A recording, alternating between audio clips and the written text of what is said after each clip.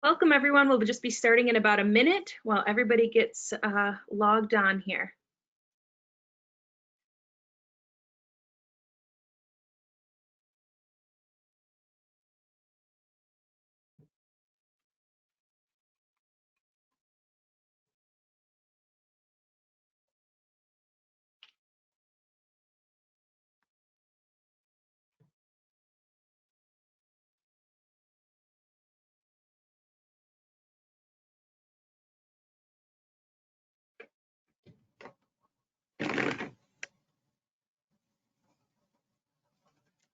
Welcome everyone. We'll be starting the webinar in about 30 seconds once we get everybody logged in. Welcome.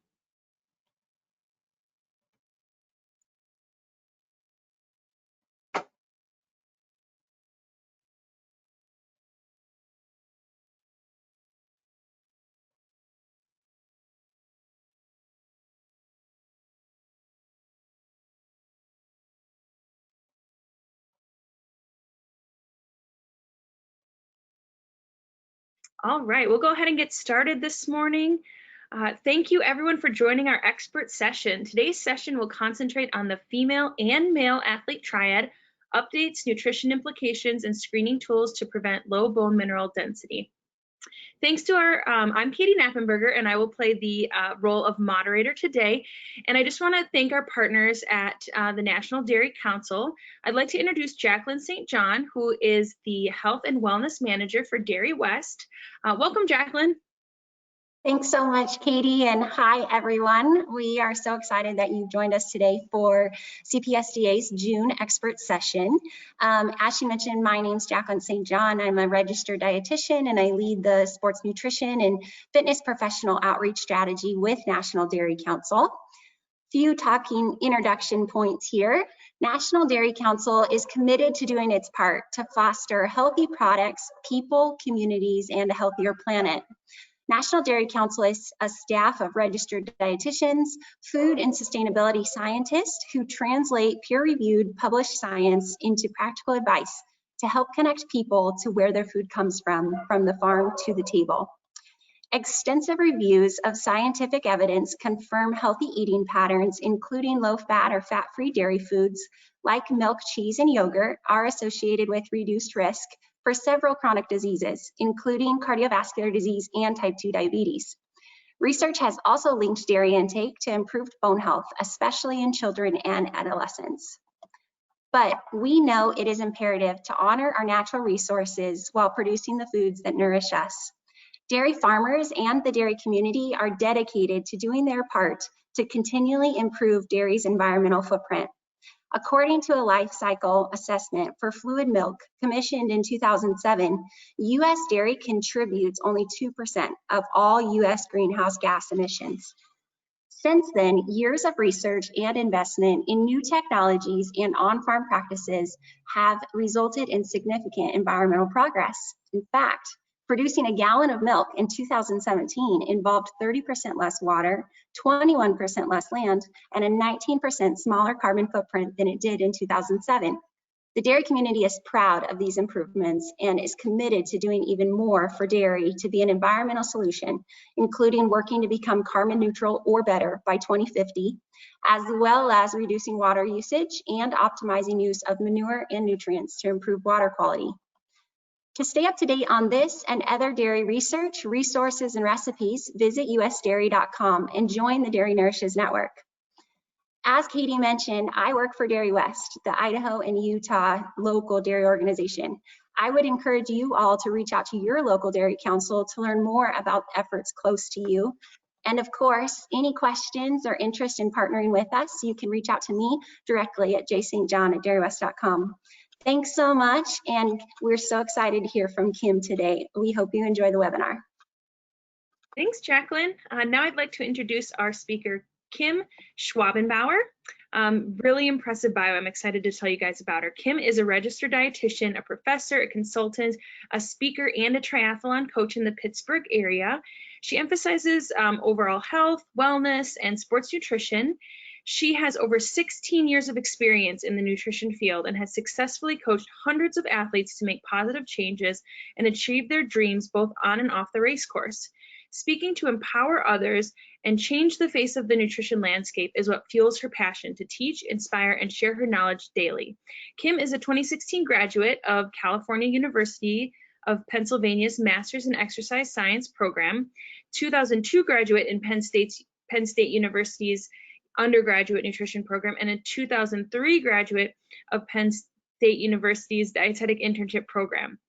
She completed her first Ironman triathlon in 2008 and has since completed 15 Ironman, including 4 times as the Ironman World Championships in Kona, Hawaii. And she has completed over 60 triathlons. In 2014, she was ranked one of the top 20 in the world among female professional triathletes. So let's discuss a few logistics for the call before I hand it over to Kim.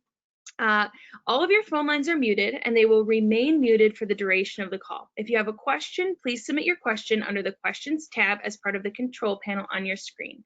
I will moderate the questions and ask them to our panelists, likely at the end, and I will also answer your questions by typing a response if I can do that myself. So with that, I want to give Kim the maximum amount of time and welcome her to our expert session today. Take it away, Kim. Hi, everyone. Thank you so much for attending today. I'm excited to spend this hour with you. Thank you again to the National Dairy Council and Jacqueline for supporting this webinar. And thank you to CPSDA for having these webinars to allow us to be able to continue our education and hone our professional skills. And they have the most fabulous listserv where I learn all kinds of information. So I know everyone who's on this webinar has also been in that same case. So thank you. It's awesome and we love it. I'm also a doctoral candidate at California University of PA. And I'm going to talk a little bit about why my interest in this topic for my dissertation.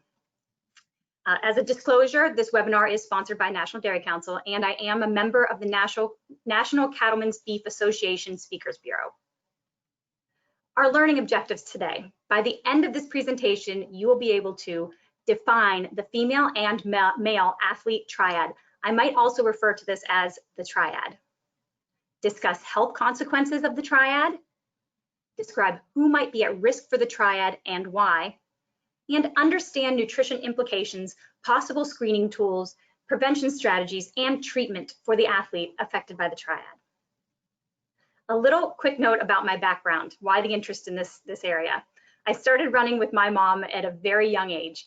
By the age of 5, I was already interested in running, and my mother was tearing up the 5K and 10K scene, and this is early 1980, hence the hair. And I just really became interested in sports. I wanted to run. I was very excited to run through high school. And then in college, as a sophomore, I walked on to the Penn State cross country team. And when I arrived, someone from a school as small as mine would not usually be able to just enter a Division I program as a walk-on. However, our team was so injured at that point. There was multiple girls with stress fractures. A lot of our team members were in a boot at that time, and I couldn't figure out at first what was going on. Then it started to show itself where our coach, who was a female coach, was weighing the athletes regularly in front of the other athletes. She was encouraging athletes to skip meals to be able to reduce their weight or their body composition. And in general, the entire team felt like if they weren't menstruating, that they were training hard enough. This was a sign. They had been told that they were training hard enough. So at that time, the research on the female athlete triad was very young, and it was actually happening at Penn State with Dr. Nancy Williams at that time and Dr. Mary Jane D'Souza. And so you'll see me on the corner there. And luckily, I was not affected by this type of environment because my new coach that ended up being with me through the entire 4 years arrived very shortly after that because that coach was let go for those types of practices. And then throughout my career, I really, as an athlete, felt the pressure, just like many athletes do, to have a certain weight, to have a certain body composition. And luckily, being a sports RD, I understood that I needed fuel to be able to function and recover properly and all those things that we teach. However, it is a very tough environment, and races are decided at the Ironman level this race actually in particular that I'm showing you here, I was second place by 1 minute and 28 seconds in a 9-hour and 28-minute day. So there's really a lot of athletes that are willing to do whatever it takes to find those extra seconds. And even male athletes would tell me, Kim, nothing tastes as good as skinny feels. And that was male athletes as well. So we all were sort of feeling that pressure, and that's really where my interest stems from in this topic and why I've chosen this to do my dissertation on this topic as well. Bone mineral density, it matters. This is an actual DEXA scan from a very good friend of mine that was on the team with me during those 4 years. And at the time of this DEXA scan, she was 23 years old. So she had just finished her time at Penn State, and she was involved in a lot of research studies because she was starting to show signs of osteopenia at the age of 23, and people were trying to figure out why. You can see her body fat. Her total is actually 16 at this point. It's probably higher at this point than it was when she was actually competing. And when we're looking at bone mineral density, we do want to look at T-score, but also Z-score, because the Z-score is going to be matched for age, sex, weight, and ethnic or racial origin. So when we look at her particular Z-score, what you're going to find is that a 0 means you're equal to the norm. So if you are lower than the norm, you have lower bone mineral density than someone who is at the same age, weight, sex, etc. And in general, the risk for bone fracture doubles with every standard deviation below normal. So a person that has a score of -1 has twice the risk of a bone fracture as someone who has normal bone mineral density. So at a time when she should have had the best bone mineral density of her life, unfortunately, you can see her total is -1. So she's been fighting her entire life to really get bone mineral density back. And at this time, we don't know if bone mineral density can be recovered to pre-values before the triad occurred. We're still researching that particular area. So this is why my interest is in this. I do want to talk very briefly about the triad versus relative energy deficiency in sports. And many people on this webinar are going to be saying, why are you talking about the triad? Now we all know the new term is RED-S, relative energy deficiency in sports. Both consensus statements came out in 2014 by D'Souza and also by Mountjoy.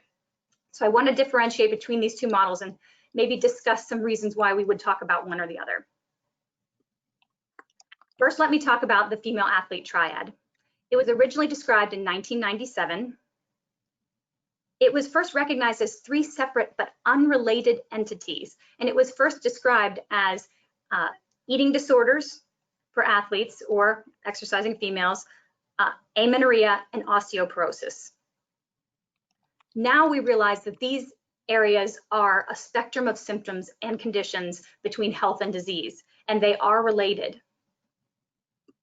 And the definition, as I said, was updated most recently in 2014.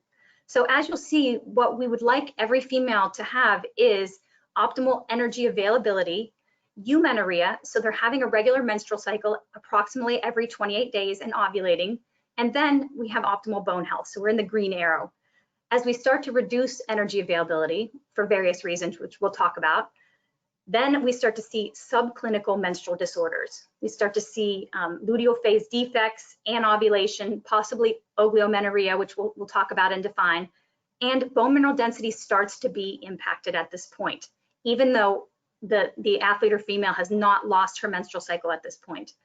As we move towards the red triangle, we see clinically observable symptoms, and we realize now that this low energy can occur with or without an eating disorder.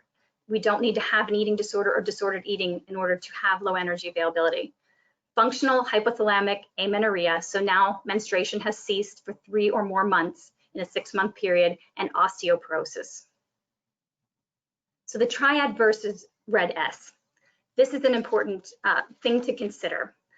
I'll call your attention to this specific paper, Female Athlete Triad and Relative Energy Deficiency in Sport, a focus on scientific rigor, produced by Dr. Williams.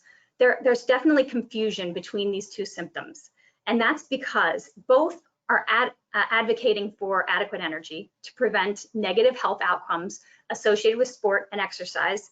Both do have a risk stratification model associated with them and a clearance and return to play decision. So we have models for both of those. The Triad is referring previously to girls and women, and in 2018, we actually expanded the name to female and male athlete triad. The term Red S is intended to be broader in that it would include physiological impairments beyond the 3 triad areas, include men, different races and ethnicities, and athletes with disabilities.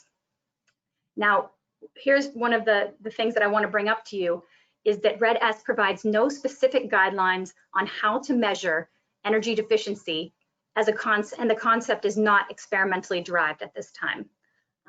Another issue is that physiological systems are endpoints versus quantifiable and reproducible outcomes. For instance, the Red S statement talks about low energy availability causing unfavorable lipid profiles and decreased endothelial function. And while research has suggested that some women may experience these results, we don't yet know the long-term cardiovascular consequences of low energy availability. And we have to weigh those kind of consequences out with the benefits of actually doing exercise and doing activity. So we also need to know the magnitude of low energy availability that will produce each of these various physiological outcomes. And it's not really described in this model, and therefore it makes it difficult to reproduce this via scientific experimentation, which is one of the hallmarks of good science, is being able to have it be reproducible. Finally, evidence-based research to support a direct association via these arrows is troublesome. And so we really need more prospective studies, for instance, in the immunological area. We also need more high quality research in terms of, we understand the difference between a review and a randomized controlled trial and a meta-analysis of randomized controlled trials. So we want to look at not only the quantity of evidence, but the quality of evidence as dietitians. So we need to make sure that we separate in this model the effects of overtraining and exercise from the effects of the athlete triad or Red S. So it is my recommendation at this time that we would turn our thoughts to the 3 decades of research that have been done on the female athlete triad. And instead of just trying to use that research and apply it to men, that we need new scientifically rigorous research to be able to figure out what is going on with the model that should be considered for men and really better quantify these relationships and when we're thinking about using this term. And I do want to also call your attention to, there is a female and male athlete triad coalition. It's an excellent website. It's a 501(c)(3) organization, and they have some awesome resources that I'm going to actually be referring you to today as well. So energy availability, this is where we start. And how do we define it? It's the amount of energy remaining for bodily functions after exercise training. And that means energy intake minus exercise energy expenditure divided by fat-free mass. And as an athlete lowers their energy availability, the physiological mechanisms suppress reproductive function and other things like cellular maintenance, growth, and thermoregulation. So why does this happen in athletes? Why would they do this? It could be unintentional. Athletes sometimes don't realize, as we all know, how much it actually takes to fuel their activity. It can also be that they're busy. We know that is an issue. And it could be that they go for a very hard workout. This happened to me in the heat, and they don't feel like eating afterward. They're not hungry. Their stomach is a little bit of a mess, so they may not replenish those calories. It could be that there is an intentional weight loss situation where they are intentionally trying to reduce their weight, get to a different body composition because of the requirements of their sport or because they want to look a certain way, so they start removing food groups or calories. It could be disordered eating, and that's when we start to see things like dietary cognitive restraint and a higher drive for thinness, and those are things that we can start to measure via questionnaires, and I'll talk a little bit more about that later in the presentation. And finally, we could be diagnosed with a clinical eating disorder, and that's via the DSM-5 criteria. And in these last 2 cases, the idea is really to refer, making sure that a physician and a mental health provider are involved in our multidisciplinary team, working together to help to solve help that athlete address what's going on. The adaptations to low energy availability. So we see a cascade of things that are going to happen regardless of the reason for that low energy. We're going to see these types of things occur. So the amount of fuel starts to be shunted away from the areas that are not considered to be essential in terms of the survival of the individual. Firstly, growth is actually the thing that is starting to be suppressed, and that involves the decrease in insulin-like growth factor 1. We also see as fuel is further restricted, we start to see reproductive suppression. And that means things like a decreased luteinizing hormone pulse frequency and other hormonal changes, eventually a decrease in estrogen, which you can see on this schematic, increases bone resorption. And as we also see on the other side of metabolic suppression, decreased bone formation. And so these hormones have a direct and indirect effect on bone. And all of these contribute to decreased bone strength and increased bone fractures. Just a quick reminder, most of us know this, but the components of energy availability, we do need to be talking about fat-free mass. And the reason we're talking about that is because we need to correct this for lean mass, because it's metabolically active and can impact total metabolism. So how do we figure out fat-free mass? We need some way to determine body composition. And most of us understand there are differences in the accuracy of the methods that I have on the screen. So DEXA and the BOD pod being more accurate measures. As we get to skin fold calipers and bioelectrical impedance, we're going to see a little less accuracy. And we want to figure out, how big is this component of exercise? It can truly vary so much for our athletes. As a professional athlete, I was training somewhere between 22 and 28 hours per week, so as much as a part-time job. Other people that are exercising might just be training for an hour per day. And one important point here is that this type of, the female athlete and male athlete triad can affect anyone, even if they're not an athlete. It can be someone who is just working out, if they're working out to a certain level where their hormones start to become impacted. So exercise can vary by quite a bit.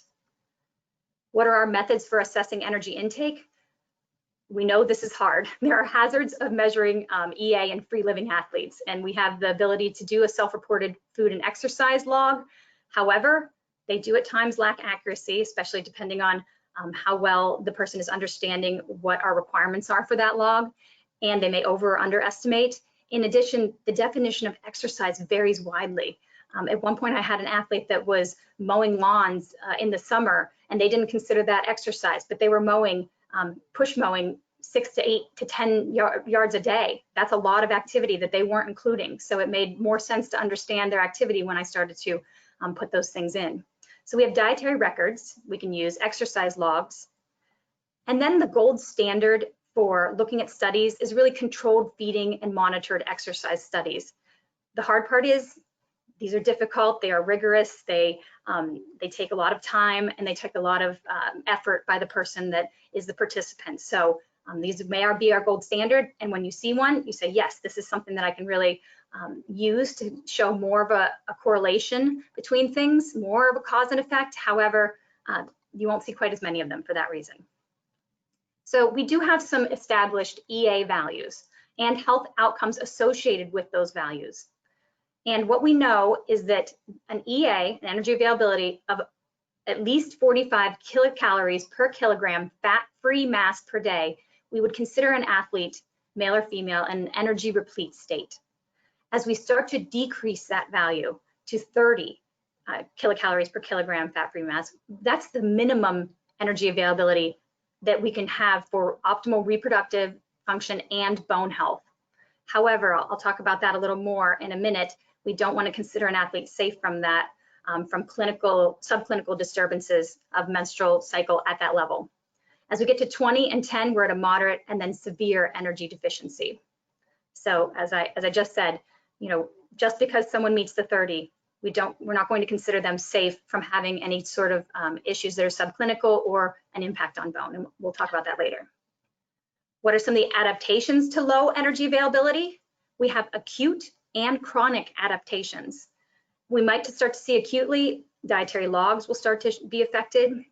And the hard part is sometimes an athlete will come to us and their dietary intake looks like it is adequate, but we do start to see that they're starting to have oligomenoria or things like that. They're starting to miss a period and their bone health hasn't yet been affected. This is a great time for an intervention. So athletes are not going to present at the exact same place within those three components. Another athlete might come to us and they actually have low bone mineral density, but they're menstruating. That may be because they have more recently increased their energy intake, and so menstruation has returned. However, for a long period before that, they were not menstruating, and that's why we are already seeing low bone mineral density values. So we have to be very careful about knowing where someone comes in and why things might be happening here. Another possibility that we're going to talk about just briefly is the RMR ratio, and this might be something we can use for the future to help us understand energy availability in an acute type of way. And we start to see beginning of changes to the metabolic hormones. They might be low, but not out of range. Chronic adaptations are starting to see things like body weight, body mass index, body fat changes, metabolic adaptations to low energy availability, suppression of metabolic hormones. So we're starting to see these things happen in terms of T3, IGF-1, leptin, and insulin.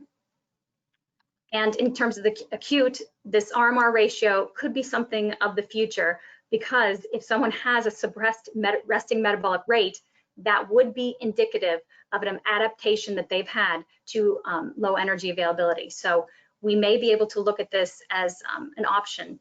And there's a great paper called Rethinking the Concept of Energy Availability Threshold and its Role in the Female Athlete Triad. I would encourage you to read that. It is in my references, and that one is by Dr. D'Souza. Another great resource is Strzok et al. At the bottom of the screen, who also talks about RMR ratio, a little bit more about what it means, how we might be able to measure it, etc. So does an energy availability threshold of 30 kilocalories per kilogram fat-free mass per day exist? The reason we're talking about this threshold is because seminal work by Laux and Therma was showing us around the 1998 to 2003 time period that at 30, it was suggesting research that above 30, female athletes were menstruating or eumenorrheic, and below 30, that they were amenorrheic. What we didn't understand up until more recently is were subclinical changes happening both above 30 and below 30. So was it safe to basically tell athletes, hey, as long as you're above 30, everything should be fine? And what we found through this particular research study with Lieberman et al. Is that as they targeted a negative energy balance from -15 to -60 of baseline energy needs. So they had low, moderate, and high groups. Over 3 menstrual cycles, they measured the ovulatory hormones. And what they found is there was not a threshold energy availability value that emerged, where below this, menstrual disturbances were induced. What they did find is a strong dose-dependent relationship of the hypogonadal pituitary axis to energy deficiency was produced. So basically, the sort of summation of this study is that many menstrual disturbances, subclinical, occurred both at above an EA of 30 and below it.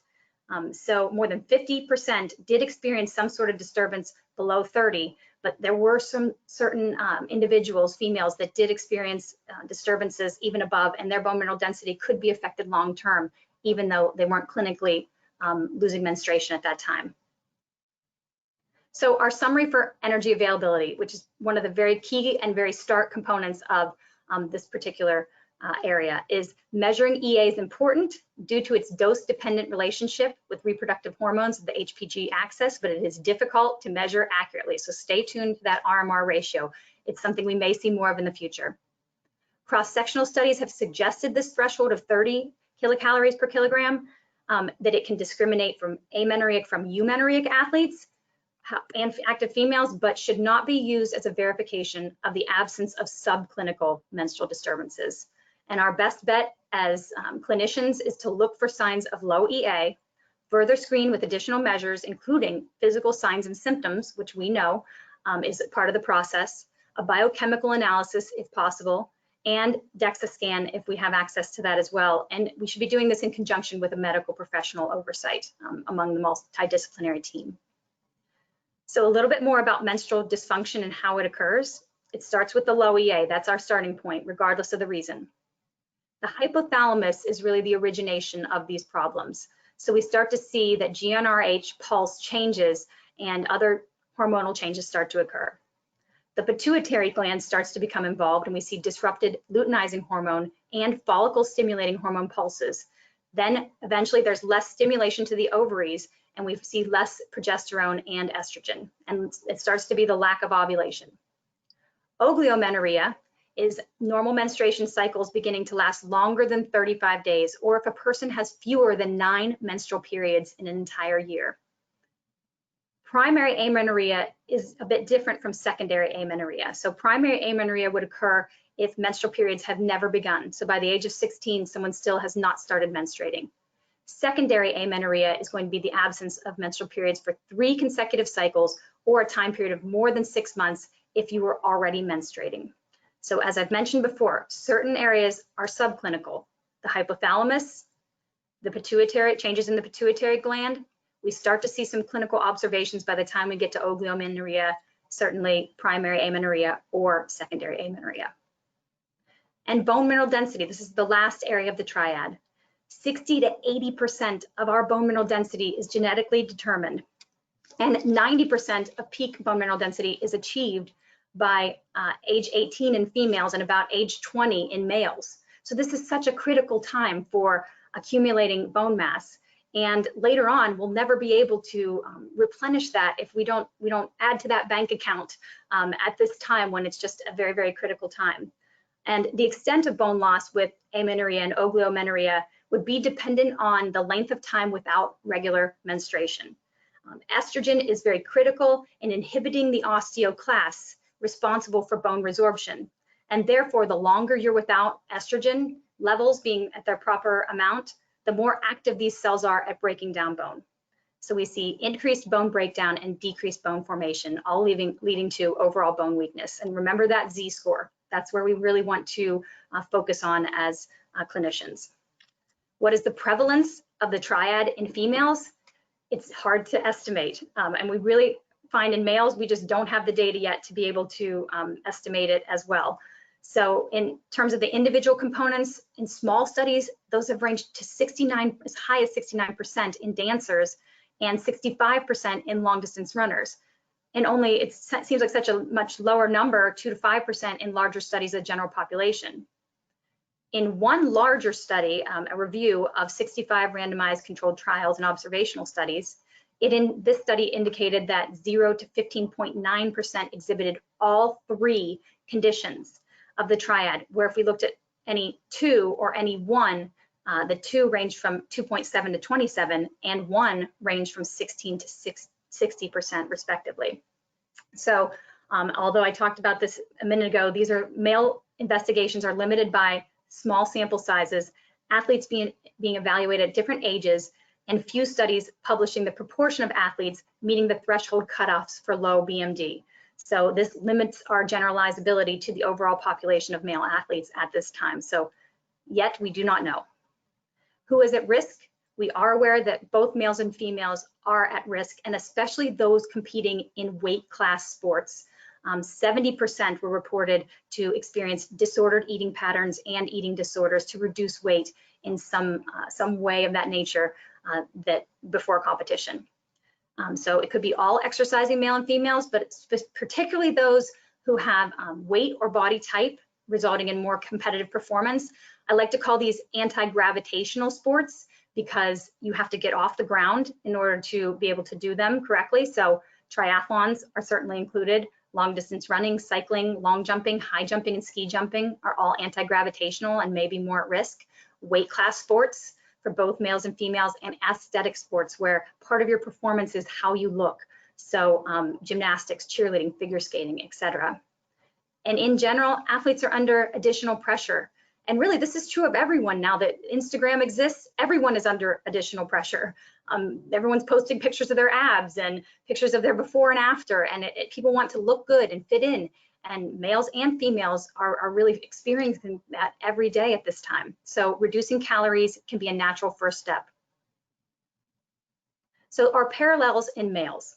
On the one side, the colored side, I have an infographic that was created by the Female and Male Athlete Triad Coalition, and it's a bit simpler to help start to explain this concept of energy deficiency leading to reproductive suppression and reduced testosterone or abnormal sperm, and then eventually impaired bone health. On the other side, I have a more clinicians type schematic, starting to explain what we actually know and what we don't know at this time. So you can see, starting with energy availability, there are certain things we know, such as a possible decrease in total T3, a possible decrease in IGF-1, increased cortisol. Reproduction area, we know that testosterone may decrease or it may be lower, but still within normal ranges. That's one interesting thing that we have found from some of the studies, is that highly trained men often have testosterone concentrations that are lower than compared to untrained men, but they still often fall within the normal physiological range. And these findings hold true across a range of training volumes. And finally, we may see issues in bone, low bone mineral density, possible risk of bone stress injury, BSI, or lower P1NP, which is a bone marker. So one great paper to find out more about this is the role of energy availability in reproductive function in the female athlete triad and extension of its effects to men. And that was by D'Souza in 2019. Another parallel in men is energy deficiency does not discriminate. So this is a great infographic to show where the overlap is between males and females. And we already have talked a little bit more about the reproductive suppression that we know about in females, and in men, these low testosterone possible levels. Low sex drive may be something that can help us to start identify this in men. It might be a sort of first presentation, so low libido. And it's difficult to test sometimes things like reproductive function or testosterone levels or abnormal sperm. We don't test those every day as dietitians, but we may be able to start to point to these things through something like lowered libido. Overall, there's fewer studies on the effects of low EA on bone mineral density, bone quality, and bone metabolism. So we have less definitive results in this area at this time.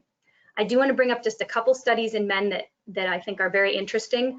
One study is by Wheeler et al. In 1991, and there was a graded inverse relationship between running mileage and total testosterone levels. So as running mileage was going up, total testosterone was going down. And Griffith et al. 1990 found that testosterone levels in endurance athletes training 1 to 2 hours per day, 6 to 7 days per week, declined by 12% from the baseline level. So once they started doing that type of training, their testosterone did decline. However, in both cases, these were still within normal levels, but they were lower than they were previously. So that's a little bit difficult to know, because someone might say, well, I'm still in normal levels, everything is fine, but they're headed in that direction. As of 2019, only 2 investigators have tried to evaluate the effects of modulating exercise and dietary intake to vary the levels of energy availability from adequate to low in men. And those 2 are Kohler et al. And I'm going to try to say this correctly, Papageorgiou, 2017. So both of those involved, the first one involved 6 exercising men, and the second involved 11 exercising men. And in both cases, they found that there were some changes in serum leptin, insulin, but no reductions in T3, IGF-1, or testosterone. That was the first one. And then in the second one, there was no bone markers affected. So after only 5 days of restriction was the total length of time. So very short studies at this point. We have not seen the long-term studies in these types of areas. Other things that we might want to just be aware of, I've talked about the one with low libido, a preoccupation with weight or food, obsession with exercise, history of depression, recurrent injury and stress fractures, and fatigue or mood swings. And these are not clinical endpoints. These are not things that we can quantify at this point, but just suggestive types of ideas. Overall, males athletes participating in endurance sports and leanness sports, which is not surprising considering what we know about females thus far, have on average lower bone mineral density than those in non-leanness sports or sports involving high impact and multi-directional bone loading. So you would think runners would have high impact and multi-directional bone loading, so they should have higher BMD, and in which case it's actually lower BMD. And this is from that particular study I mentioned before in 2017. So that's a great one to visit as well. Other parallels in men, we see bone stress injuries in male distance runners are higher. And this is an interesting study because it actually took the cumulative risk factor assessment that is provided for female athletes and adapted it to males using a chart review of 156 male runners. It was a mixed retrospective and prospective design for 7 years. And point values were assigned using risk assessment categories using low energy availability, low body mass index, low bone mineral density, and prior bone stress injury score. So there was a score produced, and even a 1 point increase in prior BSI was associated with a 57% increase in a risk for a prospective or going forward bone stress injury. And overall, that cumulative risk assessment score that was produced showed higher risk for bone stress injuries in male collegiate distance runners. So, so this study is important in saying we might be able to adapt what we currently have for the female athlete triad and their tool to males. There's a possibility of that. And we need similar screening tools and management strategies for males as we do for females. And the reason that males in some particular sports might be at risk is because of them thinking that low body weight is necessary, exhibiting nutritional deficits, and a belief that being thinner improves running performance. Same types of ideas that can be involved in female sports in the same way. So some key male takeaways. We need to focus on optimizing nutrition to ensure adequate energy availability, that someone has appropriate body mass index, appropriate body fat, depending on their sport. And our goal is to have long-term overall health and proper skeletal health. One thing we can check is a nutrition, obviously, evaluation and a neuroendocrine evaluation, including vitamin D, as well as free and total testosterone if we have access to those numbers, and looking at past and current stress fractures. DEXA may play a pivotal role in evaluating male athletes in terms of bone-related injuries if we have access to these types of things. However, I want to mention that thus far, it appears that the energetic, reproductive, and bone systems in men are more resilient to the effects of low energy availability compared to those as women, and men require more severe energetic changes before alterations are observed. So men are more protected from low energy than females are, probably because we have the babies. So our body is very understanding that if we don't have enough energy to run our systems, we're not going to be able to reproduce. So men may be in a little bit of a different situation there. So they can recover also more quickly than in men than women. So health consequences associated with the triad for both males and females are a negative impact on current and future bone health, stress fracture, delayed healing of fractures, possible nutrient deficiencies because of low EA, possible excessive fatigue, decreased training response because they're not refueling, they're not allowing their body to adapt to the training that they're doing, increasing recovery time by not having proper macronutrients and micronutrients, and eventually possible decreased performance. Screening tools and return to play. So this is why many of you have tuned in today. One important point is that if an athlete or active male or female presents with a related condition, such as stress fracture for males or females, or for females for oglio or amenorrhea, or possible low EA, it is important to screen for the other criteria. So the new definition says if you have one of the three, then you may be diagnosed with the athlete triad. So we don't need to necessarily have all three, we can just have one, and we need to do a further screening and evaluation. So the way we do this is through a detailed guided history, including questions regarding physical activity, past injuries, dietary and eating behaviors, menstrual history for females, especially the age of menarche. Remember, if it's over 16, it's going to be considered primary amenorrhea, the last menstrual period, how long has it been since that time, and menstrual cycle length and regularity. One concerning statistic is that in 2009, only 20% of pediatricians were able to correctly identify all three components of the female athlete triad. So we're 10 years from that, so hopefully this has really improved since then. But pediatricians may or may not be aware at this point. The pre-participation evaluation can be a great screening tool, both at the high school and collegiate level. One area of concern of my research is probably going to be that schools are not necessarily using the most current form of the PPE, which actually has 9 recommended questions of the 12 that the D'Souza consensus statement is asking to be in the PPE. So they're recommending these 12 questions I'm about to tell you, and the most current PPE only has 9 of those, but many schools are not including any of the questions on their pre-participation evaluation screening. So in terms of females, have you ever had a menstrual period? How old were you? When was your most recent? How many periods have you had in the past 12 months? Do you worry about your weight is one that we can have for males or females. Are you trying, or has anyone recommended that you gain or lose weight?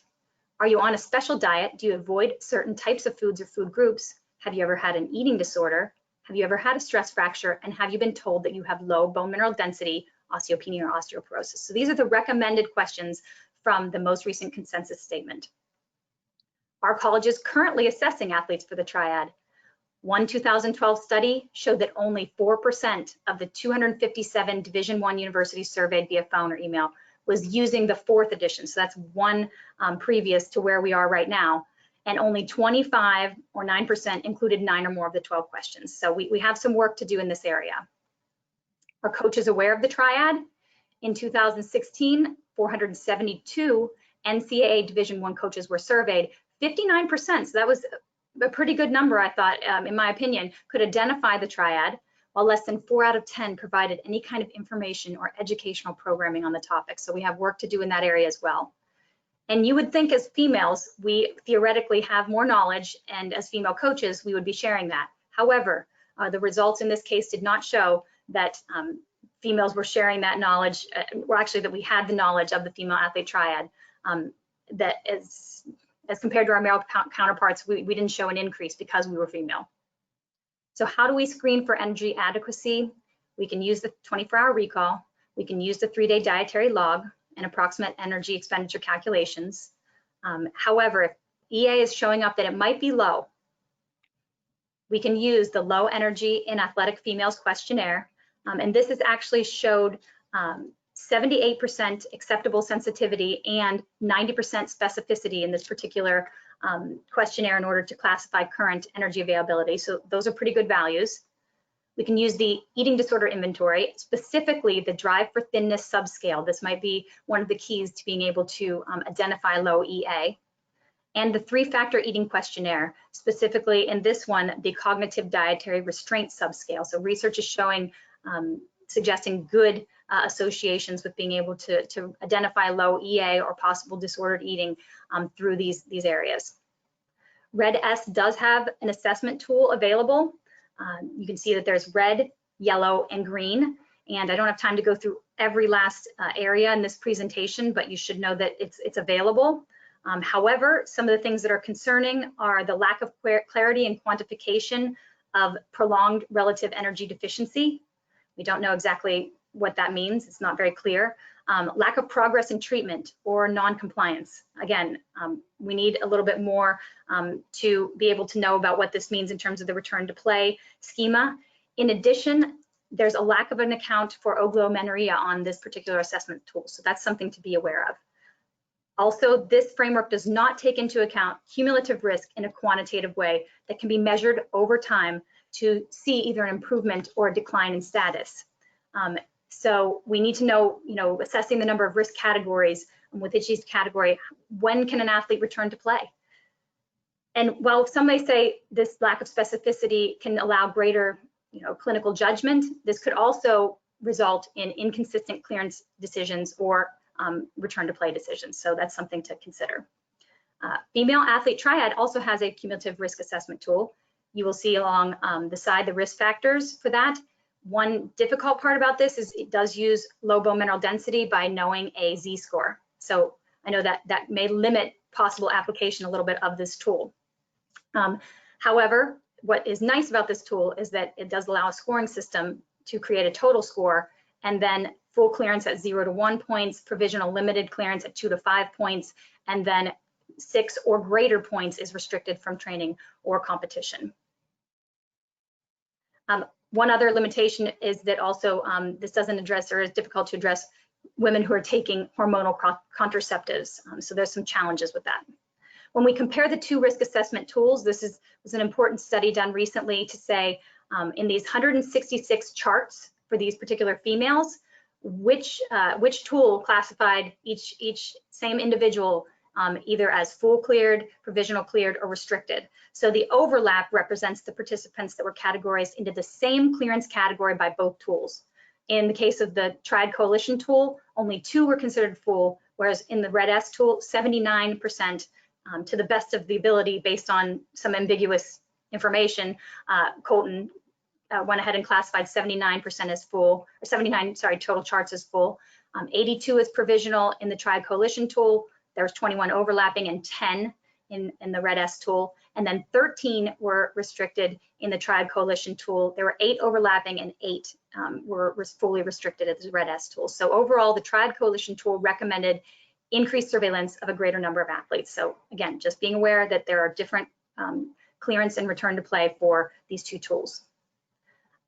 This is one that I don't have time to go into, but you should know that there is an amenorrhea algorithm that has been developed that will help physicians and help also dietitians understand more about how to make sure that we're actually looking at energy availability as the issue and the reason for the changes in hormones versus other things that might be causing things such as PCOS, et cetera. So this is nice to know that it is in the consensus statement.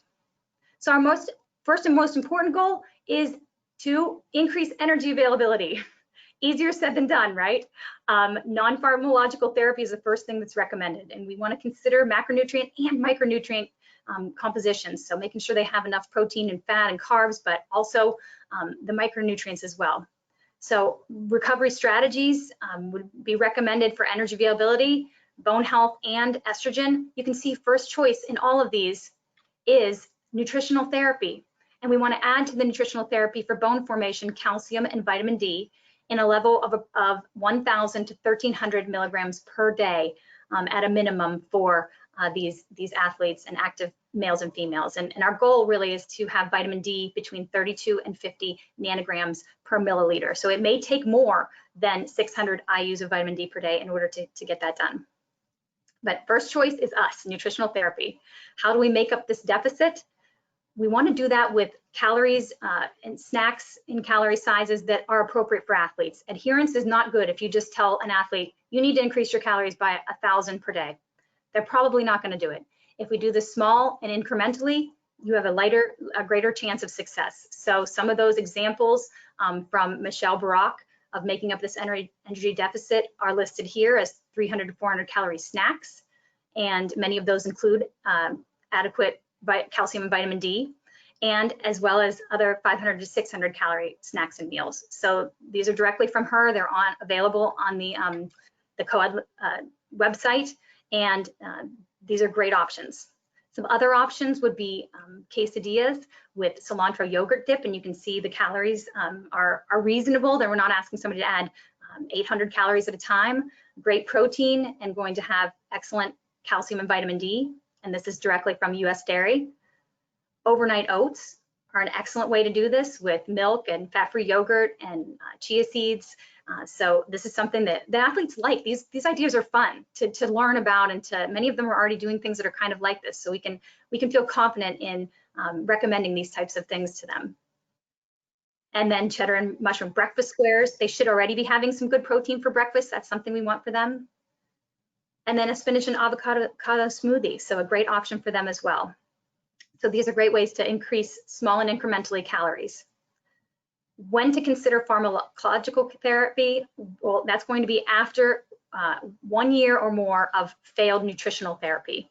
So a failed response would be considered a decrease in bone mineral density Z-scores or the occurrence of a new fracture. So if an athlete isn't recovering after a year or has these types of things, then we need to make sure that we consider pharmacological therapy. Very quickly, oral contraceptives are not the way to go. And the reason for that is called first pass effects. The suppression of IGF-1, which IGF-1 is anabolic to bone, helps it increase. So we actually end up with suppressed anabolic IGF-1 in this case. And this is a randomized controlled trial that looked at a patch versus the pill versus no treatment in 121 oligomenic athletes. And BMD Z-score at the lumbar spine and femoral neck significantly increased with the patch compared with a pill or no therapy. And what you need to remember though is this is not a form of birth control. This patch is primarily designed to increase the correct hormonal profile for increasing bone mineral density. And in some cases, the pill at 6 months and 12 months actually decreased bone mineral density at some of these sites. So that's very concerning. So be aware that the pill is not the answer, which is exactly what many of my friends were put on when we were in the 2002 timeframe on the Penn State team. Proper recovery of the triad is going to take different times for different areas. So energy status can recover in days or weeks. That's the good news. We might see hormonal changes starting to happen in days or weeks. However, menstrual status is going to take months to start to really truly actually start to menstruate again and to ovulate again. And finally, the recovery of bone mineral density can actually take years. So that's one thing that we need to consider. And even if a female is menstruating, it doesn't mean that she's experiencing normal ovulatory cycles or improving her bone health. That may take more time. One final study I want to very quickly touch upon is the Refuel study. This was a 12-month intervention to reverse unhealthy energetic status in females. There was an ovulating control group and then an oliggomenorrhea group that could either be randomized to menstrual dysfunction not counseled to increase their energy, and menstrual dysfunction counseled to increase their energy 20 to 40%, so about 220 to 420 calories per day, so not very much. And what they found was even a moderate 20% increase in energy intake may be enough to restore menstruation, but was insufficient to cause increases in bone mineral density. So they checked after a year, and there was not necessarily a change in bone mineral density. So the key takeaway is it's going to take a long-term commitment, maybe even more than a year, to start to reverse these types of things. We need a multidisciplinary team, and we are part of that team. Research supports this, so we're going to be involved. And there is a great tool called a return to play decision. This is something the physician is going to take care of, and there's a step 1, step 2, and step 3, and that's in the D'Souza paper as well, so just something to be aware of. So our prevention strategies are, we need educational interventions to target increases in energy intake to match those with energy expenditure. We need a protocol for athletes who are seeking unrealistic body weight and body composition values, and criteria for an athlete in this condition not to be allowed to participate. They must exist and be followed. And we need criteria for raising the alarm, such as females or males with a BMI below 18.5. For females, a body fat below 12, males more like 9, amenorrhea greater than 6 months in females, and reduced bone mineral density in males and females at a score of -1. We want a positive body image, and there's a great program available that is just starting to be instituted called Bodies in Motion, and it is an evidence-based program that's available on the NCAA website that can help tackle this at the college level. So in conclusion, all exercising males and females, including competitive male and female athletes, are at risk for developing the triad. Decreased energy availability can result from single or combination of factors, including underlying eating disorders, intentional dietary restriction, or unintentional failure to adjust intake, maybe either due to lack of knowledge or really understanding the requirements of their body, or exercise-induced appetite suppression. Certain athletes, such as those participating in aesthetic sports, endurance sports, sports with weight class requirements, and those that are anti-gravitational, as I was talking about, are particularly susceptible to periods of prolonged energy availability. And we really need to focus on this group because it's a critical stage for bone mass accumulation from 12 to 25 years. So if we can properly diagnose a female or male, the presence of one or more components of the triad will cause us to look more into the other areas. And so we really truly need adequate screening procedures, including the inclusion of the triad-related screening questions included on the pre-participation evaluation at both the high school level and the collegiate level. And we need programs in place that are educational, such as Bodies in Motion and other programming that will help athletes understand that it is not just about the way you look, that we can combat some of that we can have an anti-diet culture, and there's so many dietitians on this webinar that I know are promoting that online. And so I thank you in advance for those efforts. And so that is the end of my presentation. Thank you very much. And I will take some questions. Wonderful. Thank you so much, Kim. That was amazing. We have quite a few questions. I'm just going to say we're not going to get to them all, but I will pass them all on to you, and you can be in touch. But I'm going to try to talk about the ones that had some common themes. So a big theme was flagging or screening an athlete for amenorrhea when they are on birth control. And how do you screen? How do you document? What do you do with that? That is one of the issues that we're still trying to figure out. I'm not going to like even mince words on this. And that is what actually I've seen published in a number of papers, is that we're having trouble figuring out what to do with those athletes because their values are going to be different. However, the slide that I showed you with the study about the patch versus the pill versus, so I think low EA is the very start of things. So firstly, we should be thinking about low energy availability. If we're seeing it or even the possibility of it, then that should just be a sign saying, okay, we need to start thinking, is there any other thing that could be going on? Because menstrual cycle isn't going to tell us, because it's being falsely, supplemented by the birth control. So it's being caused to happen. It doesn't mean that bone mineral density is not still going down. And that was the most concerning part of that study that I showed you, is that compared to that patch versus the pill, the 6-month and the 12-month, bone mineral density actually went down at certain sites when athletes were on the pill. So we have to make sure that, I think low EA is the start of things, and then going from there by saying, is there a possibility of bone mineral density issues? Has the athlete had a stress fracture? Because if they have, things are pointing that direction. And so I think more research to come on things of that nature, on how to tease out if someone is on birth control. What do we do? Because a lot of people are. So yes, yeah, it was really common. I get it. Yeah. The other one was just in regards to blood work, just blood work that you would recommend, actually in a couple of different groups. I have a question here about someone in their 40s who is dysmenorrheic, low energy, has a family history of menopause in their 50s. But then I also have kind of high school and college athletes as well. So do you have some blood work recommendations or resources? I do. I would say, looking back at the slide that showed the cascade, it was towards the very beginning. It said, this is the cascade of things that are going to happen. And it kind of had the 2 arrows going down, and it said, what metabolic hormones and what reproductive hormones. So we actually are going to see growth hormones impacted before metabolic hormones before reproductive hormones, which is the body's way of doing things. So that IGF-1, looking at increased cortisol, looking at the T3 as a possibility. And the hard part is sometimes these things are caused by other things too.